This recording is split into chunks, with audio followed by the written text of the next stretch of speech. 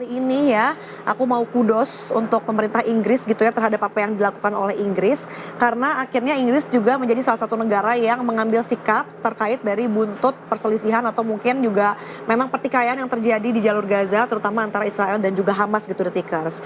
Nah, informasi terbaru Inggris ini menghentikan sementara perundingan perdagangan bebas dengan Israel. Dan penghentian ini dikarenakan Inggris mengecam tindakan Israel yang melakukan penyerangan terus-menerus kepada para warga di tepi barat. Dari Menteri Luar Negerinya, David Lammy, mengatakan serangan itu adalah fase baru yang gelap dalam konflik ini.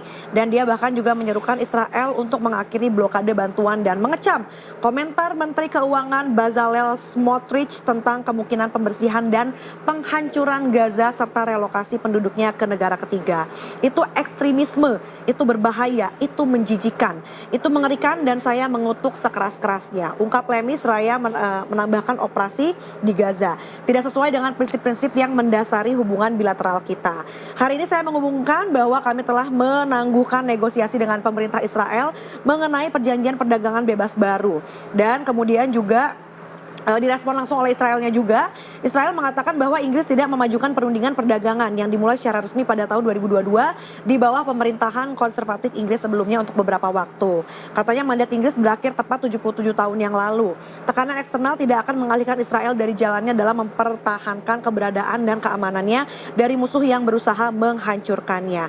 FYI juga untuk informasi diketahui Detikers ya bahwa militer Israel mengumumkan dimulainya operasi baru yang lebih intens di minggu lalu. Menurut petugas medis di Gaza, serangan Israel telah menewaskan lebih dari 500 orang dalam 8 hari terakhir. Dan juga Israel memblokir masuknya pasokan medis, makanan dan juga bahan bakar ke Gaza sejak awal Maret. Yang mendorong para pakar internasional untuk memperingatkan tentang kemungkinan bencana kelaparan meskipun beberapa truk diizinkan masuk pada hari Senin tanggal 19 kemarin. Jadi mudah-mudahan apa yang dilakukan oleh pemerintah Inggris ya, ini bisa menjadi contoh gitu untuk dilakukan negara-negara lainnya yang memang ingin mengambil sikap gitu ya terkait kekejian yang dilakukan oleh Israel di jalur Gaza tentunya kepada Palestina juga. Iya, tidak hanya dari pemerintah Inggris tetapi pemerintah Indonesia juga mengutuk dengan keras serangan Israel terhadap rumah sakit Indonesia di Gaza Utara, Palestina. Bahkan sampai dengan dinyatakan rusak parah. Indonesia sendiri menyatakan serangan Israel terhadap fasilitas sipil ini merupakan pelanggaran berat atas hukum internasional.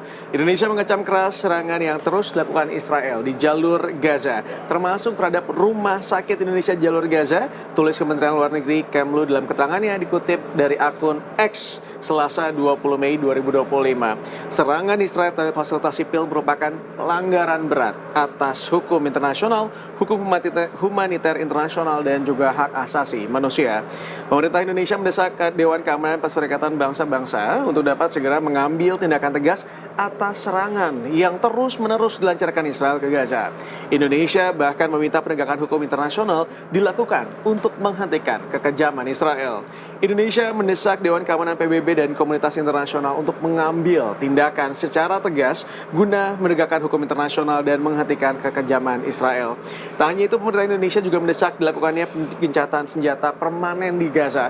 Pemerintah Indonesia melalui dan menilai akses bantuan kemanusiaan di Gaza saat ini harus dibuka seluas-luasnya.